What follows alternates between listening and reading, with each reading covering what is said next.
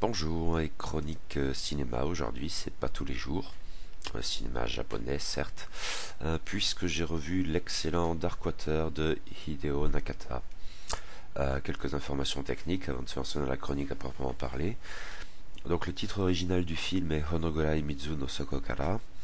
Il est donc réalisé par Hideo Nakata, il est sorti en 2002, c'est donc un film japonais, une production japonaise. Et il dure 101 minutes. Et concernant le casting, on verra plus tard qu'il est en fait assez limité. Nous avons Hitomi Kuroki dans le rôle de Yoshimi Matsubara, Ryo Kanno dans le rôle d'Ikuko Matsubara âgé de 6 ans, Mirei Hoguchi dans le rôle de Mitsuko Kawai, Hasami Mizukawa dans le rôle de Hikuko Hamada âgé de 16 ans cette fois, Fumio Koninata qui est dans le rôle de Kunio Hamada, et Shigemitsu Ogi dans le rôle de Kishida. Alors autant vous prévenir, je ne suis probablement pas disposé à faire ici dans la demi-mesure. Darkwater est un de mes films préférés. Le chef-d'œuvre de Nakata Hideo est le sommet presque tardif de la vague J-horror qui a submergé le Japon puis le monde dans la foulée de Ring du même Nakata Hideo, et déjà inspiré par un texte de Suzuki Koji. Un film aussi que j'avais vu en salle à l'époque, ce qui n'était pas le cas de ses voisins de genre d'ailleurs.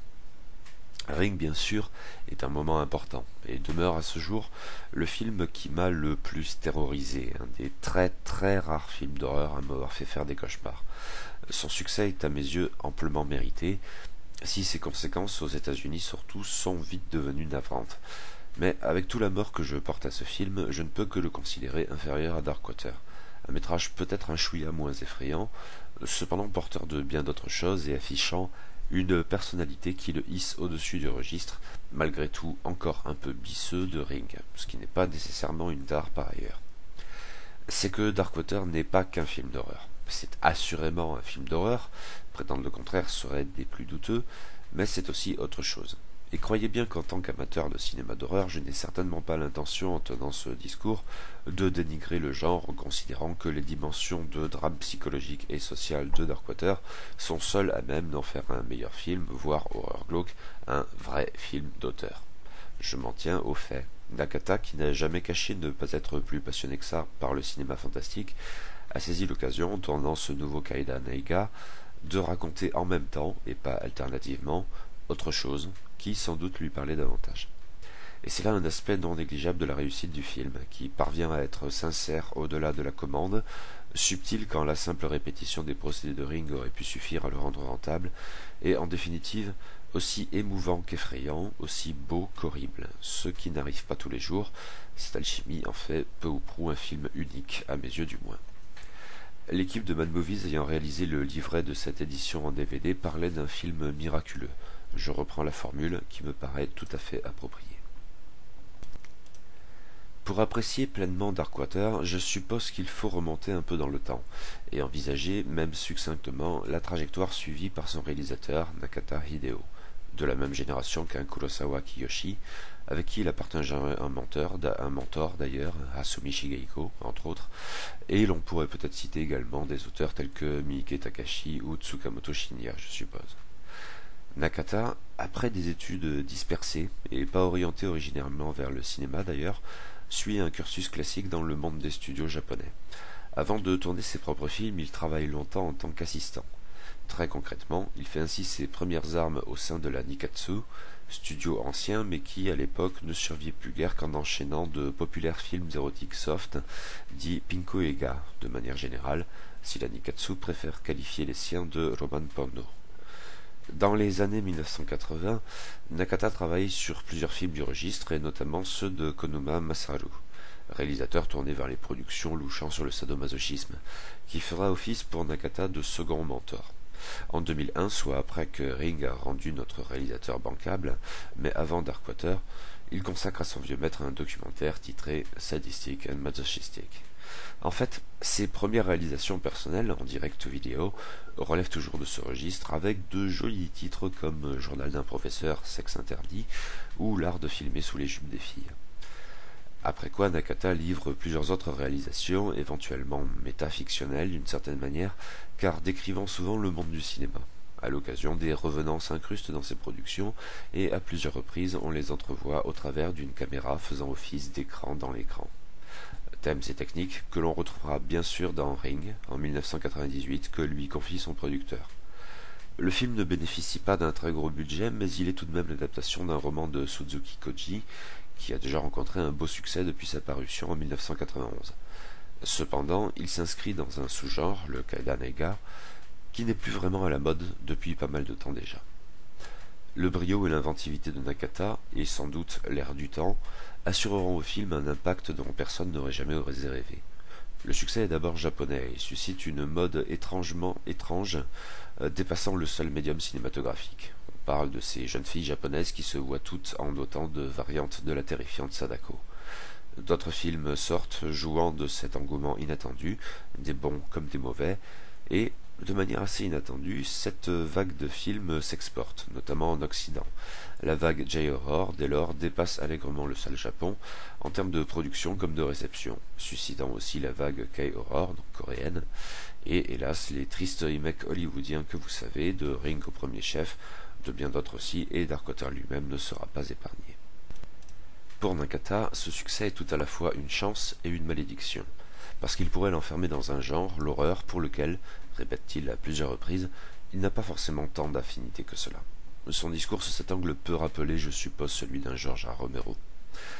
Dès 1999, certes, il tourne un Ring 2, efficace dans mon souvenir, considérablement moins intéressant tout de même et un peu trop visiblement bricolé.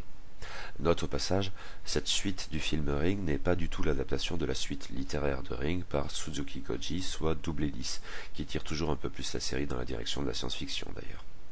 Mais à l'initiative de Suzuki Koji, justement, très satisfait du travail accompli par Nakata sur Ring, on propose au réalisateur de tourner une autre adaptation de celui que l'on surnomme alors parfois, et sans doute à tort, le Stephen King japonais.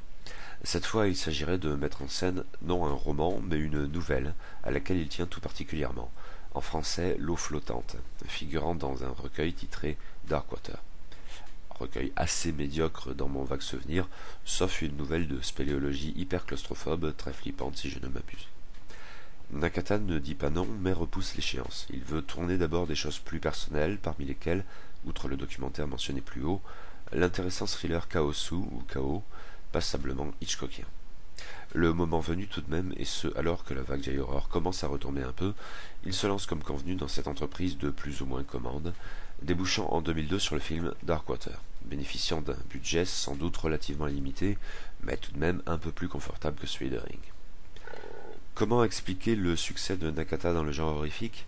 Car de toute évidence, en voyant Ring ou Darkwater, ou Kaosu dans un registre un peu différent, mais où l'angoisse et la peur conservent une place plus que notable, nous ne sommes pas là en présence d'un faiseur au sens le plus vulgaire, d'un yes man, disons. Il a en fait lui-même son avis sur la question et n'en a jamais fait mystère. Pour lui, tout vient de sa formation dans les romans porno, et notamment de son apprentissage auprès de réalisateurs attitrés du genre Pinkoega, tels que, surtout, Konuma Masaru. Car en fin de compte, pour filmer le désir ou pour filmer la peur, c'est-à-dire, car tel est l'objectif, pour susciter chez le spectateur le désir ou la peur, les mêmes codes peuvent être employés. Ce sont des cinémas de l'excitation. Peur et désir ne sont pas sous cet angle antagonistes, mais deux sensations qui, dans leur caractère extrême et, si l'on ose dire, dans leur mécanique, s'avèrent en fait très proches. Son cinéma en témoigne régulièrement, même si l'exemple le plus flagrant de cette approche, pour ce que j'en ai vu, ne se trouve pas dans Ring, Ring 2 ou Darkwater, mais dans le thriller Kaosu. Dans ce film très référencé figure une très impressionnante scène de bondage, qui représente pour moi un sommet de l'érotisme glauque au cinéma. La scène est pour le coup à la fois excitante sur le plan érotique et sur le plan de l'angoisse. C'est presque une démonstration de la part de l'auteur de ce que les deux sensations obéissent à des ressorts éventuellement partagés. Nakata, en tant qu'assistant à la Nikatsu, a ainsi appris plein de trucs utiles pour ses films d'horreur ultérieurs. Ainsi, son usage du gros plan, et notamment sur des visages de femmes, en découle. Son sens du cadrage, s'il emprunte avec astuce au code du cinéma d'horreur américain, par exemple, et j'y reviendrai, ménager régulièrement des ouvertures dans le fond, propices aux apparitions surnaturelles, et avec la complicité du spectateur avide de semblables effets, n'est à cet égard qu'une extrapolation d'une même technique cinématographique. Mais cet apprentissage va au-delà. Et, contrairement aux idées reçues, cela passe notamment par une direction d'acteur, en l'espèce surtout une direction d'actrice, très resserrée. Étonnamment d'ailleurs, à en croire les interviews de ces actrices, ces deux aspects se combinent de manière presque paradoxale, car Nakata met en scène au plus près, en observant et guidant les actrices de manière frontale, car s'il soigne au préalable son cadre, il préfère diriger ensuite sans recourir au moniteur, mais en direct. Le Roman Porno lui a aussi appris à composer avec des budgets restreints et surtout des décors limités et fermés. Mais il fait plus que composer avec, à vrai dire. Il en tire au mieux parti, c'est notoire. Et un film comme Darkwater l'illustre parfaitement, dont la plupart des scènes, celles situées dans l'immeuble, ont été tournées en studio sur un décor très basique et à un même niveau. À charge pour le réalisateur ensuite d'en tirer des effets, notamment celui de la claustrophobie comme de juste, mais aussi bien d'autres, au travers d'une véritable réflexion sur la spatialisation, les modes de déplacement ou plus généralement de transition, ici l'escalier et l'ascenseur, sont ainsi employés avec précision jusqu'à devenir eux-mêmes des éléments de décor essentiels, le cadrage aidant, délibérément biscornu le cas échéant. C'est tout particulièrement sensible ici pour l'ascenseur, éventuellement au travers des images granuleuses et en noir et blanc d'une caméra de surveillance, procédé renvoyant bien sûr à la cassette vidéo maudite de Ring. Un autre aspect du cinéma de Nakata découle peut-être lui aussi de cet apprentissage dans les romans porno et qui peut surprendre, c'est la place des femmes dans ses films. Loin des clichés aussi bien d'un érotisme formaté et patriarcal que d'un cinéma d'horreur abondant en scream queens dénudées, il construit pour ses actrices de véritables personnages, riches, profonds, subtils, et qui prennent régulièrement le devant de la scène. À en juger par des interviews lues çà et là, c'est même notoire, et Nakata, du moins à cette époque, était un réalisateur couru des actrices. Bien sûr, Ring a eu un impact certain concernant cette réputation, en confiant le premier rôle à une femme, là où le roman de Suzuki Koji le confiait à un homme. Je ne suis pas bien certain que ça ait d'emblée été un choix de Nakata. Ce qui ne fait aucun doute, c'est que ce choix s'est avéré pertinent et que le réalisateur en a tiré parti.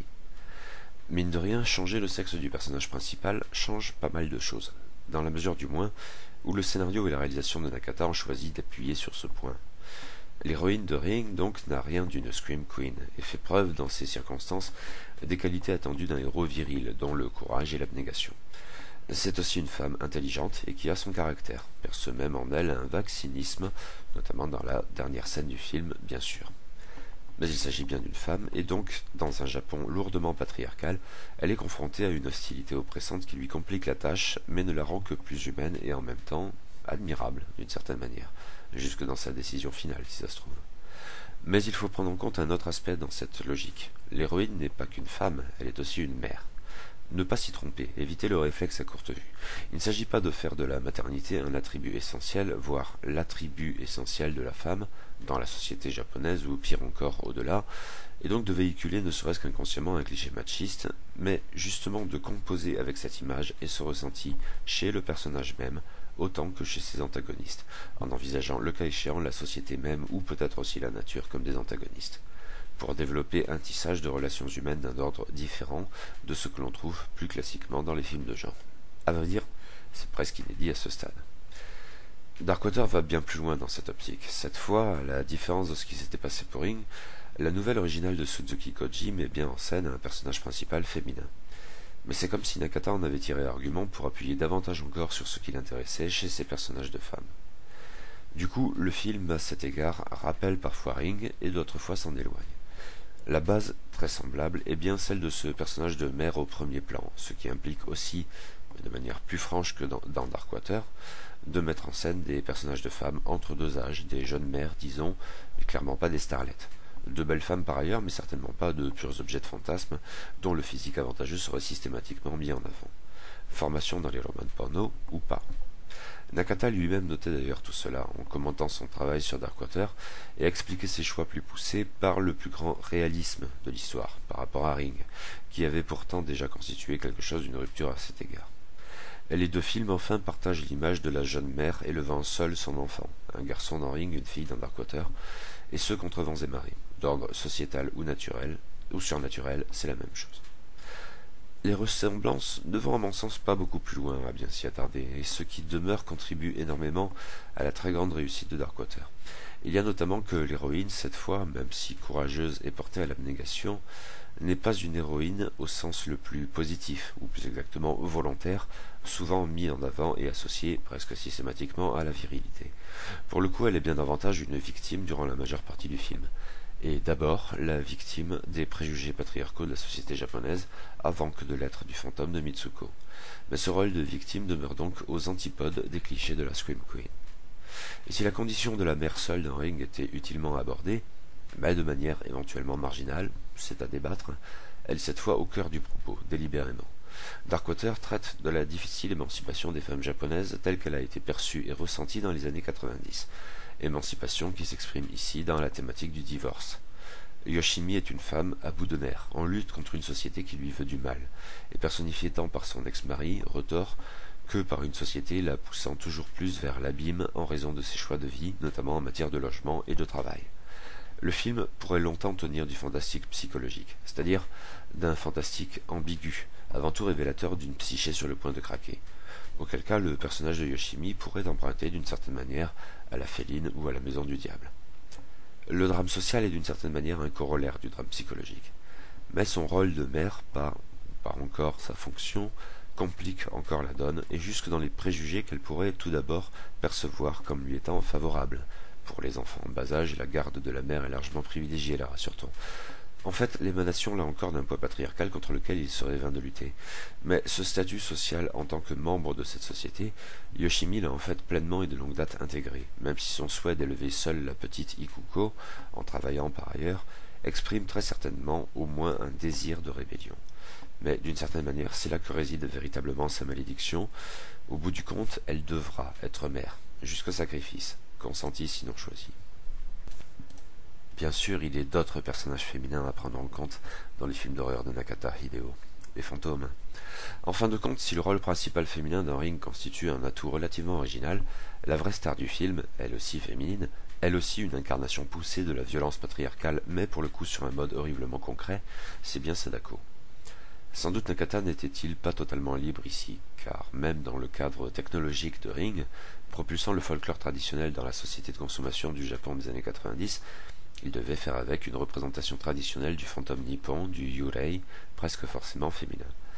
Dimension peut-être accrue d'ailleurs par un autre caractère anachronique du film, mais tenant cette fois non à son contenu mais à son contexte.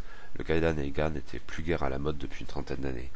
Sans doute le film de Nakata devait-il davantage encore comporter une part d'hommage, là où le roman de Suzuki Koji était probablement bien plus libre. J'en profite d'ailleurs pour rappeler que le récit de Suzuki relève bien plus de la science-fiction que du fantastique horrifique. C'est particulièrement sensible dans les suites de Ring, Double Hélice et La Boucle, qui n'ont plus rien à voir avec les films pour le coup, mais c'est déjà une dimension non négligeable du roman initial. Il fallait donc sans doute user de la représentation traditionnelle du fantôme féminin japonais de longue date fixée, même si de manière canonique durant l'époque Edo, qui a vu refleurir le genre du conte fantastique, dont le plus fameux exemple demeure les contes de pluie et de lune d'Ueda Akinari, qui ont notamment inspiré les contes de la lune vague après la pluie de Mizoguchi Kenji. La chevelure désordonnée, la tenue généralement blanche, éventuellement l'absence de pieds ou du moins l'impossibilité de les voir, étaient autant de codes sur lesquels travailler. Et éventuellement extrapoler, c'est devenu aussitôt le cliché essentiel de la J-horror. La chevelure de Sadako n'est pas seulement désordonnée, sa longue crinière est sale, et lui tombe sur le visage, qu'elle rend indiscernable, laissant plus que jamais supposer qu'il ne faut surtout pas voir ce qui se cache dessous, sous peine de devenir fou ou de mourir à son tour. Cet effet optimal dans le premier Ring a suscité tellement de mauvais clones qu'il est vite devenu de bon ton de railler tous ces films à base de petites filles aux cheveux sales qui lui tombent sur la gueule. Ce n'est hélas pas le seul élément de caractérisation du fantôme d'un Ring à avoir été reproduit jusqu'à plus soif et avec bien moins de talent et de pertinence. La très bonne idée de Nakata de filmer à l'envers les déplacements de Sadako et ouvrir d'autres personnages, notamment dans l'extraordinaire vidéo maudite, un chef-d'œuvre dans le chef-d'œuvre, pour leur donner quelque chose de particulièrement irréel et d'autant plus inquiétant, voire terrorisant à mesure que le fantôme approche implacablement, a donné lieu également à des ersatz malvenus.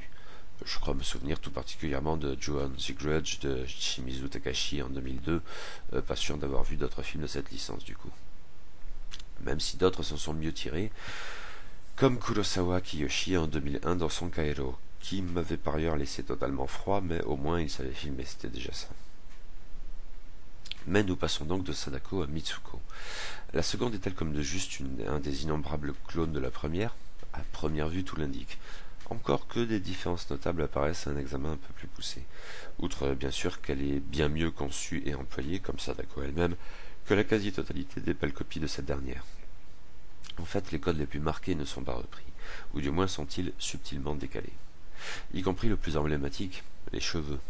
Il ne tombe cette fois pas sur le visage de Mitsuko. Si celui-ci demeure longtemps indiscernable, c'est en raison du flou qui est son principal attribut sur les représentations externes, comme l'affiche sur la disparition, ou du fait de choix de réalisation différents. Si le flou n'est pas de la partie, alors il s'agira de filmer le fantôme de profil, en mettant parfois l'accent même ainsi sur la chevelure faisant office de barrière, ou d'autres fois sur d'autres attributs qui dispensent de se poser la question du visage. Cela vaut pour les scènes où l'on n'entrevoit qu'une silhouette indécise, mais la première apparition de Mitsuko est sans doute plus significative, où l'on ne voit que sa main, pour le coup parfaitement matérielle et normale. En fait, la révélation du visage aura bien lieu dans le film, pas mon moment préféré, certes, même si là encore, je suppose que Nakata a filmé à l'envers, car il y a quelque chose de très déstabilisant dans le mouvement de Mitsuko, ce qui là encore distingue le fantôme de Darkwater de Sadako, dont on ne voit tout au plus que l'œil, pour un effet autrement efficace à mon goût. Une autre différence est clairement mise en avant dans les codes graphiques du personnage, et c'est la couleur. Dans Ring, Sadako est traditionnellement vêtue de blanc, ce qui est très à propos dans les scènes de vidéo en noir et blanc. Elle n'en est que plus spectrale et constitue une sorte de tache dans l'image inquiétante en elle-même. Mitsuko, au contraire, est caractérisée par des couleurs plus franches et même paradoxalement chaleureuses. Le jaune de son ciré, le rouge de sa sacoche. C'est très pertinent en renouvelant utilement le besoin d'irréalité de ses apparitions et en captant l'attention de l'œil par le contraste. Mais ces différences formelles accompagnent et justifient d'autres différences tenant davantage au fond, en fait celles qui sont cruciales dans le film. D'une part, Mitsuko est une petite fille, non une jeune fille comme Sadako. Cela ne la rend pas moins inquiétante, mais du fait de l'identification de Mitsuko et Ikuko qui constitue la bascule du film, cela permet par contre d'appuyer sur la thématique de la relation maternelle qui aurait sans doute été beaucoup moins envisageable avec une nouvelle Sadako. Même si l'apparence de Sadako dans Ring et Ring 2 semble varier selon les séquences et renvoyer parfois à l'image de la petite fille. Ainsi dans la vidéo maudite au moment de la séquence de la coiffure développée dans Ring 2, et je crois que c'est de loin le meilleur moment de cette suite d'ailleurs. Mais justement dans les deux cas c'est l'occasion d'introduire, même si moins frontalement, la thématique de la relation mère-fille. Disons en tout cas que Mitsuko n'a jamais les caractères de la Sadako qui sort du puits. Et bien sûr, cela renvoie sans doute aux motivations du fantôme de Mitsuko, car là où tout nous indique une énième variation sur la vengeance posthume par un fantôme haineux et rancunier, c'est-à-dire l'essence même de Sadako, Nakata dérive en fait sur toute autre chose, et produit un choc inégalé sur le spectateur, qui se rend tardivement compte qu'il a été berné du début à la fin, non pas en raison de la malhonnêteté du script, mais au contraire en raison de son authentique astuce, et parce que lui-même s'en tenait instinctivement à un certain formatage, affectant par ailleurs et logiquement les personnages mêmes du film, Yoshimi en tête. Notons quand même pour mémoire que certaines séquences de Ring et Ring 2 pouvaient présager ce retournement, car dans la psyché de l'héroïne, une porte de sortie positive était alors envisageable. Sauf que dans les Rings, c'était donc un leurre. Et c'est en partie pour cela que cette même porte de sortie peut être envisagée autrement dans Darkwater, même si la grande finesse de Nakata à cet égard sera de montrer que les conséquences de cette approche positive demeurent horribles, même en étant incroyablement touchantes. Mettre en scène Darkwater n'avait rien d'évident, une fois ces divers choix définis. Notons pour mémoire que la nouvelle initiale étant bien trop courte pour fournir matière à un long métrage, deux équipes de scénaristes avaient travaillé parallèlement sur le script dans l'attente de la décision de Nakata. L'un des deux projets était hollywoodien, l'autre intime. On devine aisément lequel a été choisi. Ouf. Le budget du film était plus confortable que celui de Ring, mais pas indéfiniment extensible, ce qui a donc eu ses répercussions sur le décor notamment. Qu'importe, Nakata y donne vie avec habileté en usant de plusieurs procédés, la spatialisation envisagée plus haut notamment, et bien sûr les divers emplois de l'eau, pluie diluvienne, moisissure qui s'étend, gouttes qui s'étalent sur une joue, appartement inondé, etc. Autant d'effets participant de l'ambiance du film et de sa cohérence. Le film présentait tout de même une autre difficulté essentielle, son casting finalement très limité. Le film ne fait appel qu'à très peu de personnages, et deux d'entre eux sont des petites filles, dont une que l'on ne fait qu'apercevoir épisodiquement. Et faire jouer des enfants, en bas âge qui plus est, Mitsuko est censée avoir 6 ans, est une gageure. Nombre de réalisateurs ont pu en témoigner, sauf erreur pour citer deux exemples, disons Stanley Kubrick dans Shining, ou pour rester au Japon, Kitano Takeshi dans L'été de Kikujiro. Par chance, Kanno Ryo s'en tire finalement très bien. Elle est très attachante et tout aussi émouvante. Reste que le choix de l'actrice incarnant Matsubara Yoshimi n'en était que plus crucial, car à tout prendre, c'est elle qui porte le film. Tous les autres personnages du film n'apparaissent que très peu à l'écran, et même quand c'est le cas, ils n'ont le plus souvent que très peu de répliques. Tout au plus peut-on mentionner Koinata Fumio dans le rôle de l'ex-mari de Yoshimi, et Ogi Shigemitsu dans le rôle de l'aimable avocat Kishida, en fait une fausse piste narrative. Le cas de Mizukawa Asami, qui joue dans la dernière scène du film Ikuko âgé de 16 ans, est un peu différent, forcément.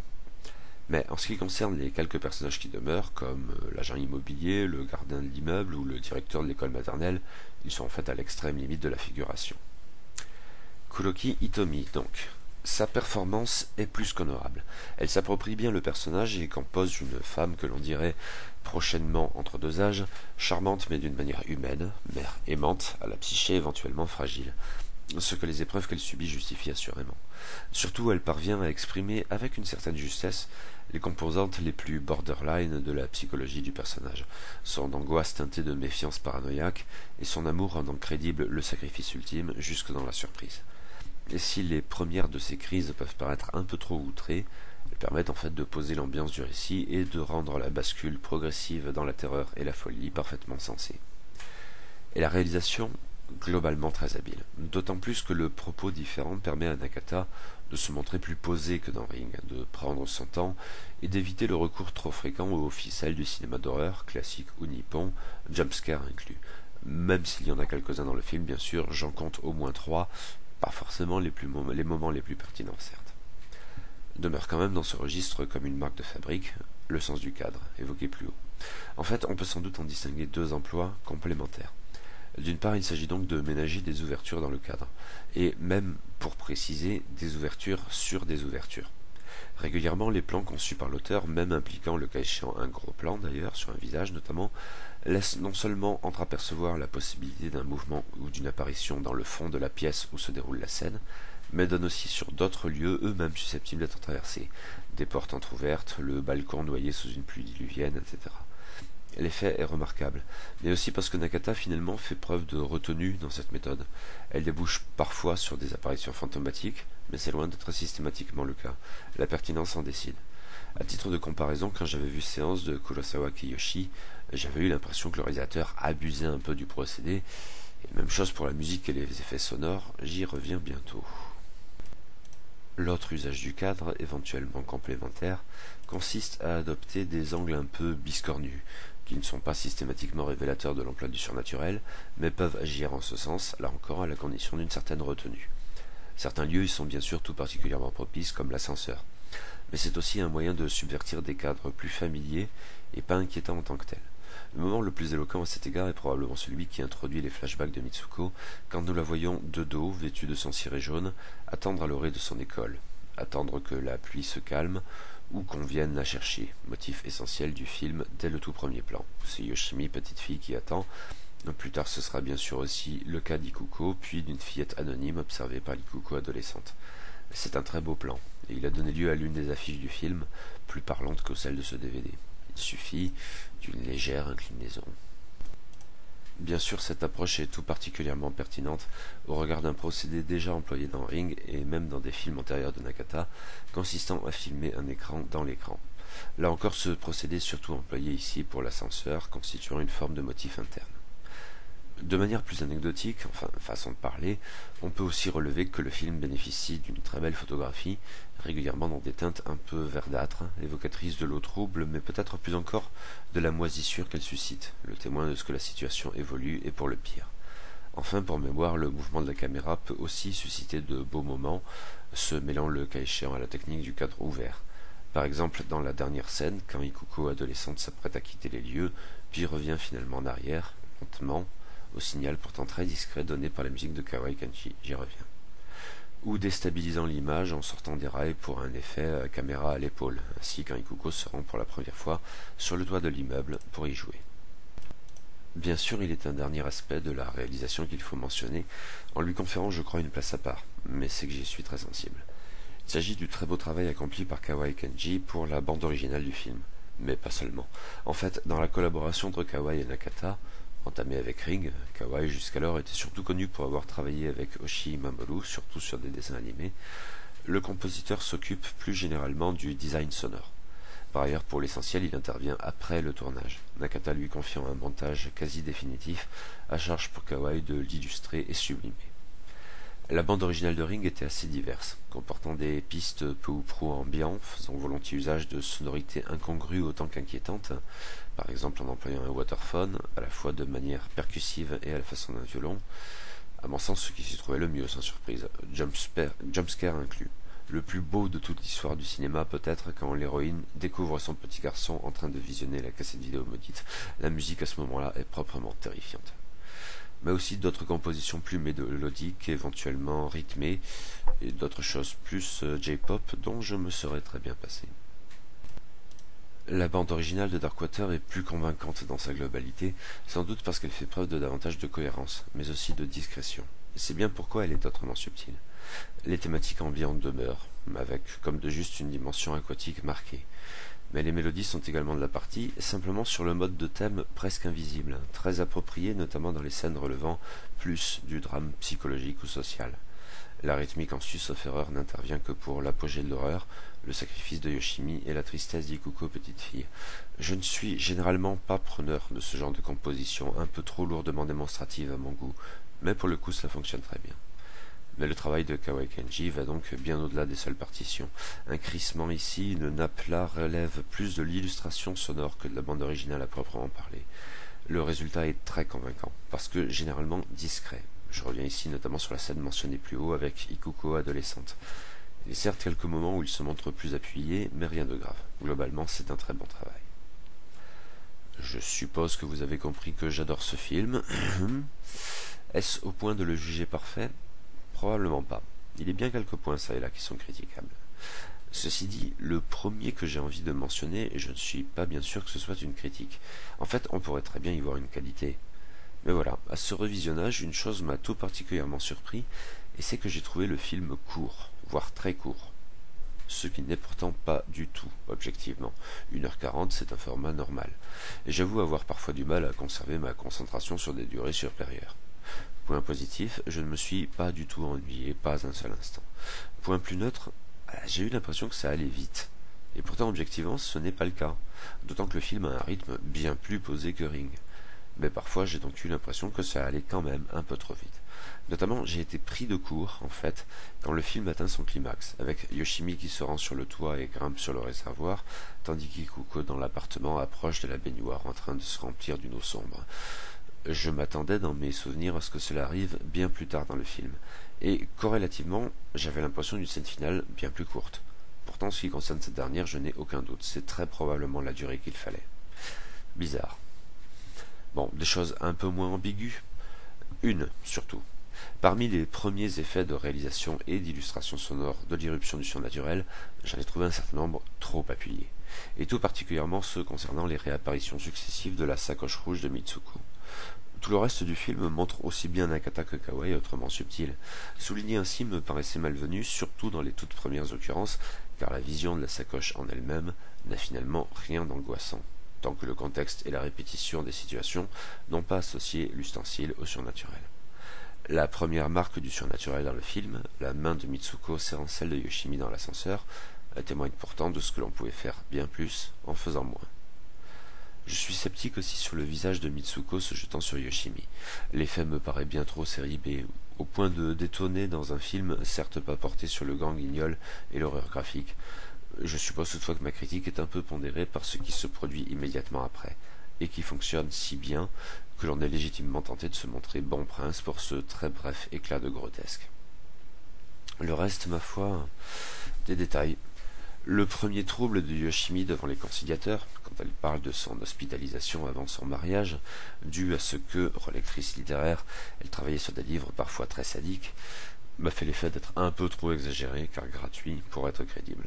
Le plan fantasmatique sur l'ex-mari de Yoshimi écrasant son mégot sur le bouton de l'ascenseur, de même, m'a paru trop appuyé. Ce genre de choses, rien de bien grave. Simplement des petits endroits où le film aurait gagné à se montrer plus subtil, ce qu'il est le plus souvent. Mais dans l'ensemble, mazette, quel film. 15 ans plus tard, je l'aime toujours autant. 15 ans plus tard, oui, il me fait toujours aussi peur, et m'émeut probablement encore davantage. Sommet tardif de la vague J-horror, ce film est aussi l'illustration parfaite et probablement indépassable de ce que ce genre, avec ses gimmicks bientôt réduits au triste statut de pensif, pouvait susciter de meilleur. C'est un excellent film d'horreur et un excellent drame social. Un film aussi émouvant qu'effrayant, qui figure bien décidément parmi mes préférés, tous genres et toutes origines confondues. Et Nakata alors? Je n'ai rien vu de lui après Darkwater. Peut-être en partie d'ailleurs parce que l'engouement français pour le cinéma nippon au tournant du millénaire est retombé, ou simplement parce que je n'ai pas fait la démarche. Aussi, outre les succès d'exportation du réalisateur que sont Ring, Ring 2 et Darkwater, je n'ai vu de Nakata que Kaosu, qui m'avait séduit.